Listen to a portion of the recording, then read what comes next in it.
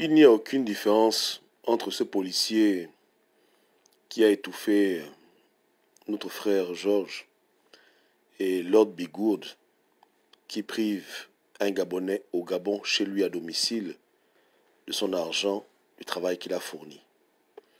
Il n'y a aucune différence entre Lord Bigoud et les personnes qui ont fait l'esclavage, la traite négrière. Il n'y a aucune différence entre Lord Bigoud et le général de Gaulle.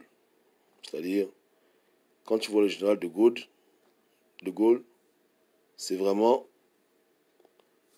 le grand-père ou l'arrière-grand-père de Lord Bigoud. Je vais vous faire des révélations très graves. Comme bientôt je m'en vais, je dois quand même vous laisser avec la doc. Lord Bigoud, je ferai un live pour elle demain et je vais vous révéler son identité spirituelle. Parce que pour que les prières puissent bien fonctionner, vous devez savoir qui elle est sur le plan de vue spirituel et pourquoi elle se pavane au Gabon, on dirait c'est la reine. En effet, on va en parler. Et quand je la mettrai à nu, vous verrez vous-même les retomber. Parce que je l'ai prévenue, elle veut jouer aux imbéciles avec moi.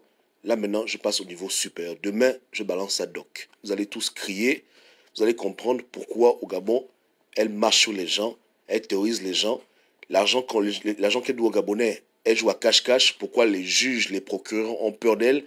Elle est qui que les gens ont peur d'elle? Au Gabon, je balance sa doc demain. Et quand tu balances la doc d'un occultiste, il va toujours mourir.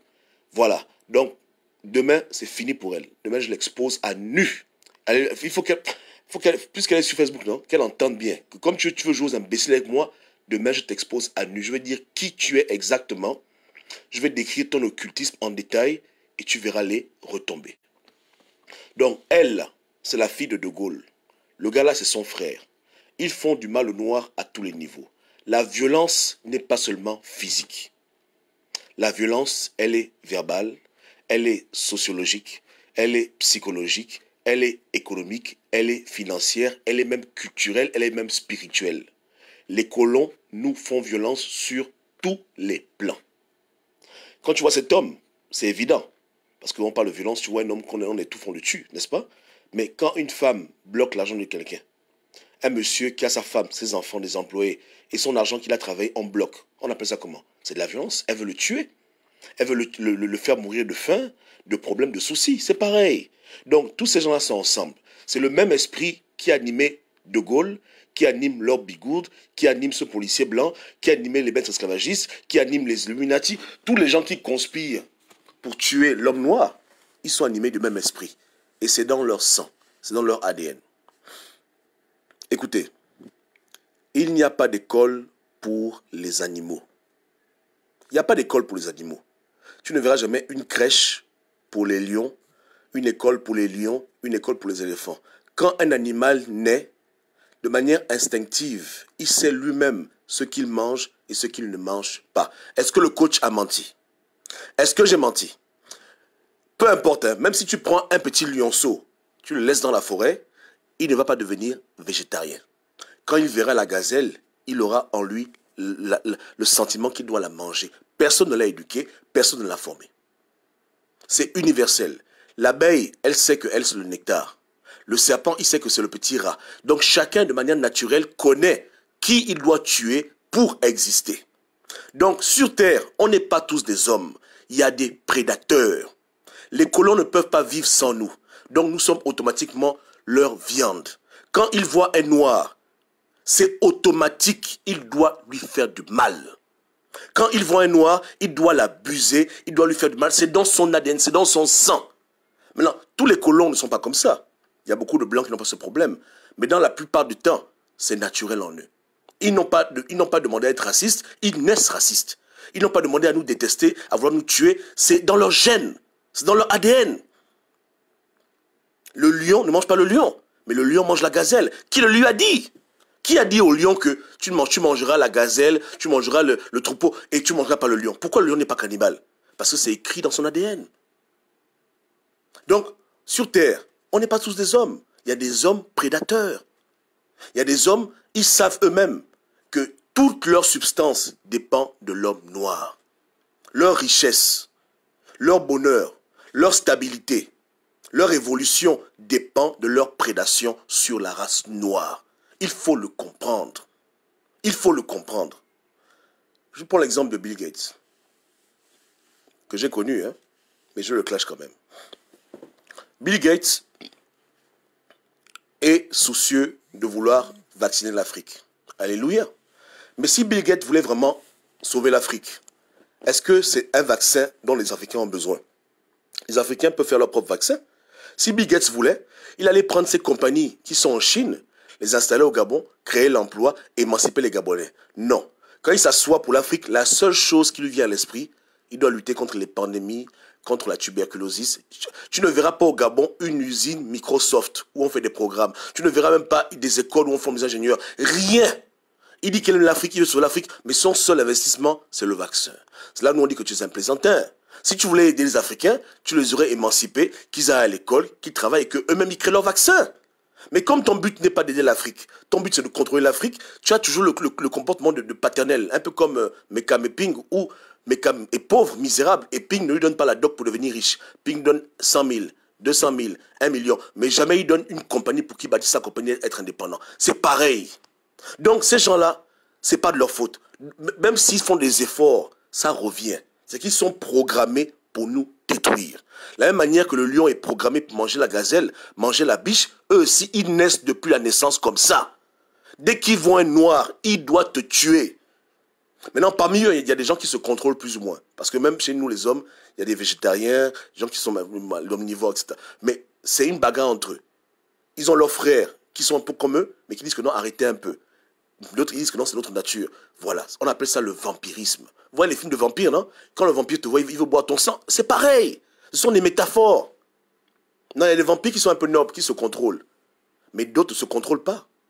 Donc c'est un problème qui émane du fin fond de leur ADN. Et pourquoi ils sont comme ça? Parce que c'est le malin qui a fait ça. Ils ont été programmés pour nous détruire. Et ça, c'est bon, c'est trop compliqué à vous expliquer maintenant, mais comprenez que il y a eu des choses qui sont... Dans un temps très très lointain, il y a des hommes qui ont été créés pour combattre d'autres hommes. Ils ont été programmés. Aujourd'hui, tu vois une femme, elle est stérile, elle va chez un médecin, on l'insémine un enfant dans l'utérus, elle accouche. Les enfants, on peut les programmer en génétique maintenant. La technologie a beaucoup évolué, on peut déterminer si l'enfant aura les yeux bleus, il aura les yeux verts, mais ça ne s'arrête pas seulement aux descriptions physiques. Même le comportement peut être programmé. Tu peux naître déjà avec un comportement. On t'a dit que quand tu vois telle personne, quand tu vois une femme, tu vas la détester. Donc on peut orienter ton comportement avec la génétique. Mais la génétique n'est pas une science nouvelle. C'est une science qui existe depuis des millénaires. Quand tu vas en Égypte, tu vois les pyramides, tu vois les dessins, tu vois un homme, il a une tête d'aigle. Ne pense pas que c'est la figuration. C'est réel. Ce qu'on vit maintenant, on a déjà vécu ça. Mais les scientifiques, les hommes puissants, les sectes, ils cachent la connaissance. Ils font croire aux gens que les découvertes sont nouvelles. C'est faux. Il n'y a rien de nouveau.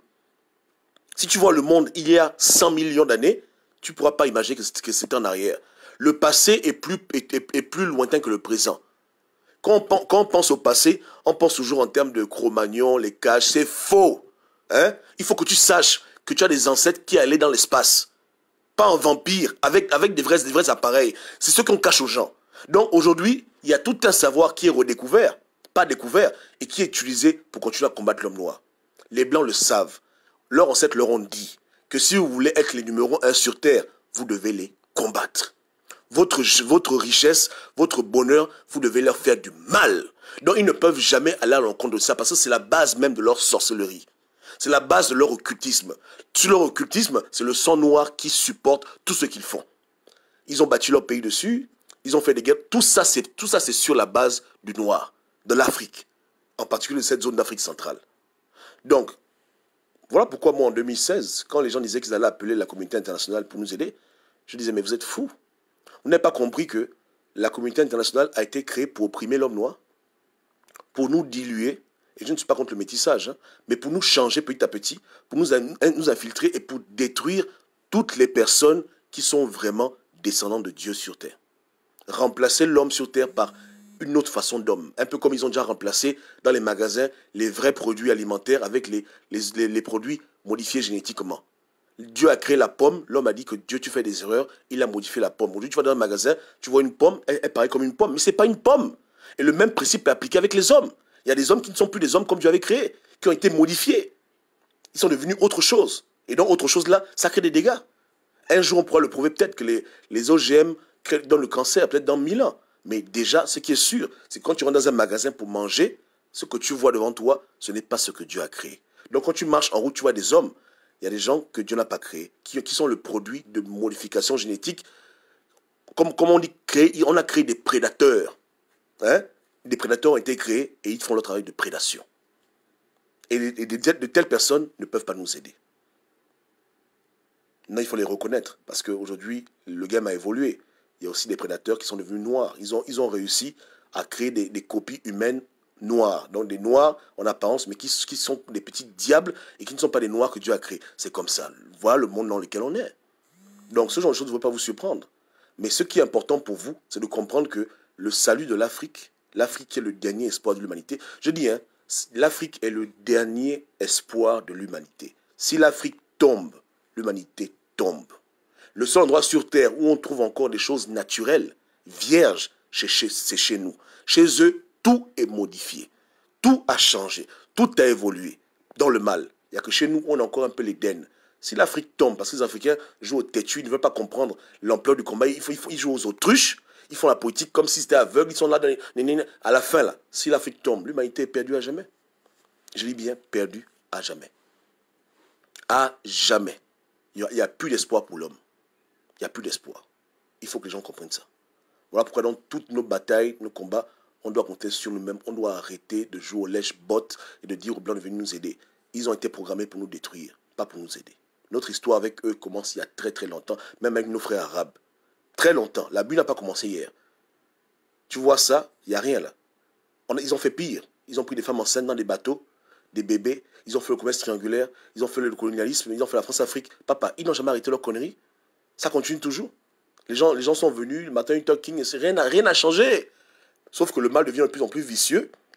Si avant c'était les mitaques de tuer, maintenant c'est le policier. On appelle ça bavio policière. Bavio policière.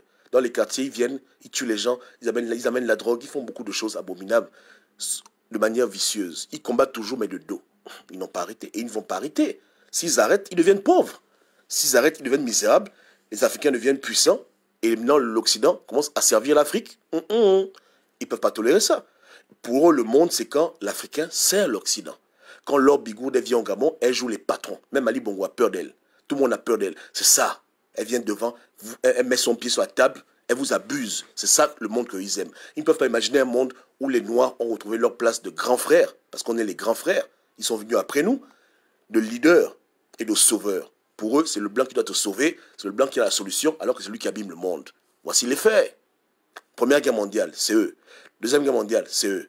Les problèmes dans les pays arabes, c'est encore eux. Tout ce qu'il y a comme conneries sur Terre, qui impacte le monde, la pollution, la radioactivité, les conflits inutiles, tout ça là, le pétrodollar, c'est qui fait ça? C'est le noir qui fait ça? Hein? C'est le colon qui fait ça. Donc le colon abîme la Terre entière.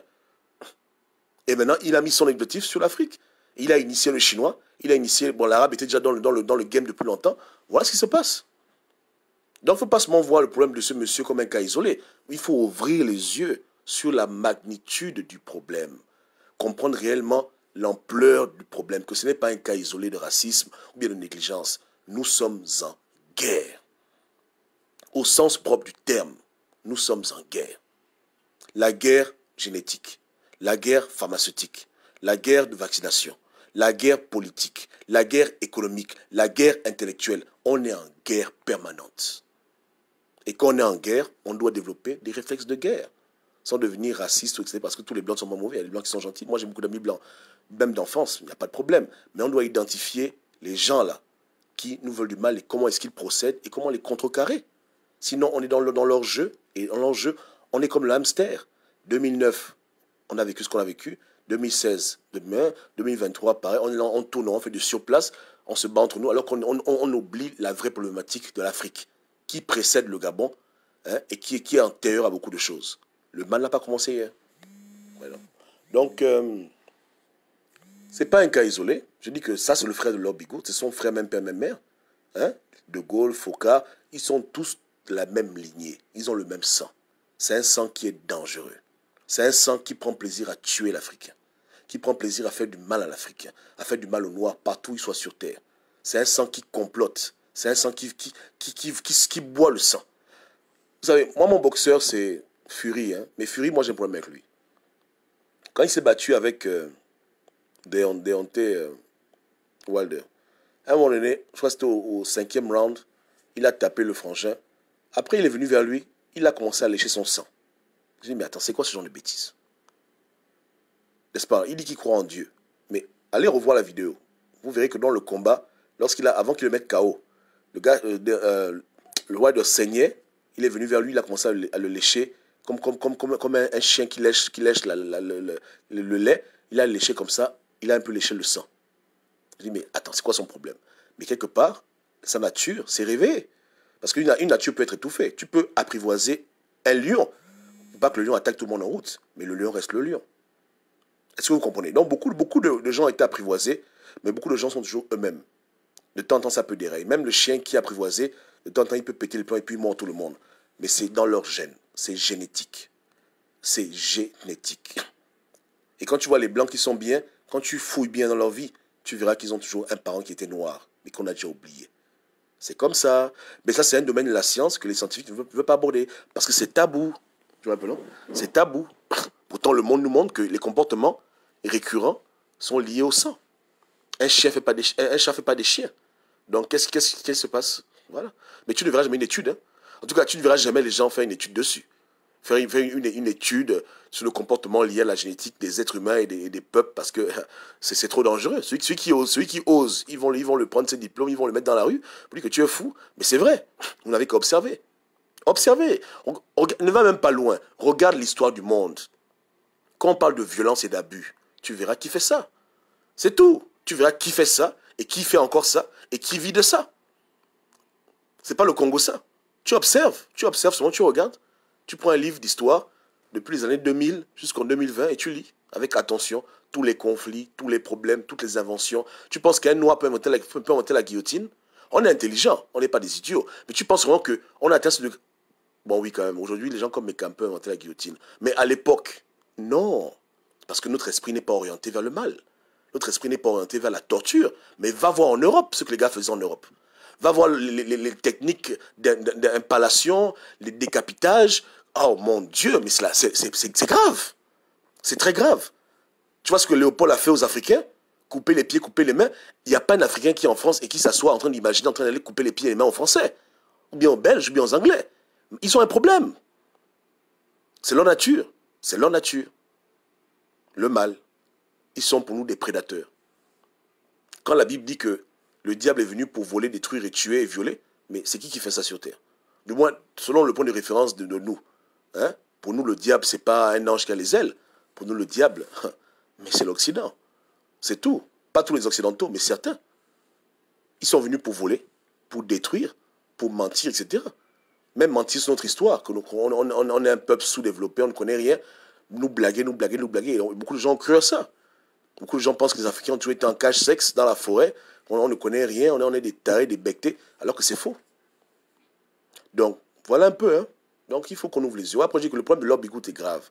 Lord Bigou, elle vous manque de respect à vous tous, les Gabonais. Elle est en train de prouver aux Gabonais que les Gabonais sont des chiens et qu'elle peut marcher sur vous. Elle prend votre frère, elle l'abuse en public, elle lui refuse de donner son argent. Les Gabonais, vous pensez que c'est une blague. Mais ce qu'elle fait là, c'est exactement ce que l'homme est en train de faire. Lui refuser son droit. Hein? Parce que même quand tu es arrêté, tu as des droits. Marcher sur lui et l'écraser au cou jusqu'à ce qu'il est mort. Donc quand elle bloque son argent, elle veut le tuer. C'est de la sorcellerie. Mais vous êtes là en train de la voir. Même vous travaillez pour elle. Mais voilà. Sur le plan de vue spirituel, ce qu'elle fait à M. Rikoula Bernard, c'est la même chose que ce policier fait à son noir physiquement. C'est pareil. C'est sa collègue. Je dis que Lord Bigou, c'est la sœur de cet homme. Elle fait les mêmes choses que lui. Sur le plan de vue financier et économique. Elle assassine un Gabonais économiquement. Jusqu'à ce que ça sera même physiquement. C'est pareil. Voilà qui est le colon. Mais encore que lui, il est loin, mais elle est au Gabon. Et devant les Gabonais, elle marche sur vos têtes, elle vous humilie, elle brime votre frère devant vous. Et si elle sort de là vainqueur, elle va penser qu'elle est intouchable, qu'elle est devenue Dieu au Gabon. Parce qu'il n'y a que Dieu qui puisse faire ce genre de choses, qui puisse faire que je te dois de l'argent, mais je te mets en prison. On se comprend, non? Ok. Donc, les enjeux sont graves. Arrêtez de vous exciter pour le monsieur qu'on a tué. Il est mort en pleurs pour son âme.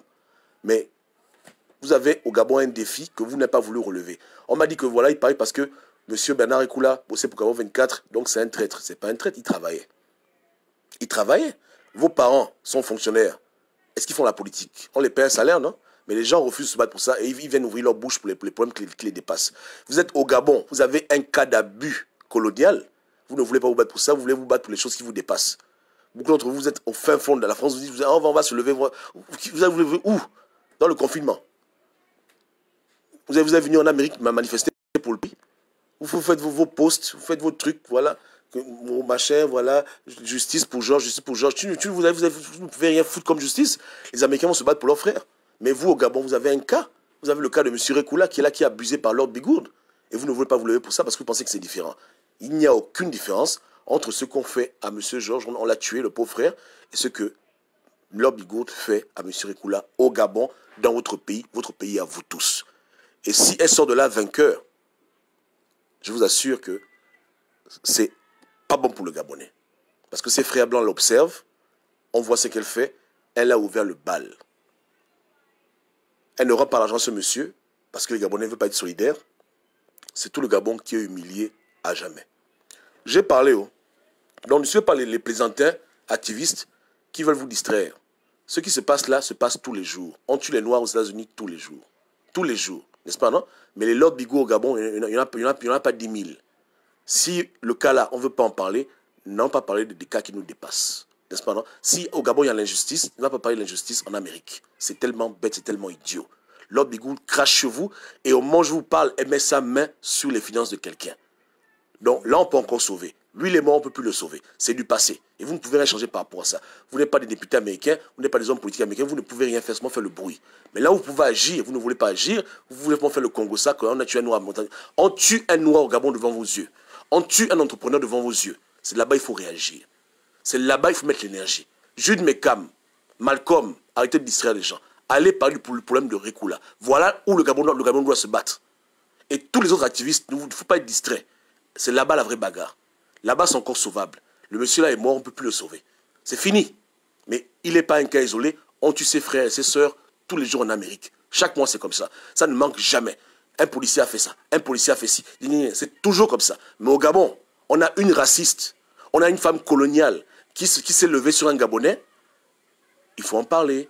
Il faut la combattre. Sinon, si elle gagne, hein, c'est qu'il n'y a plus d'espoir.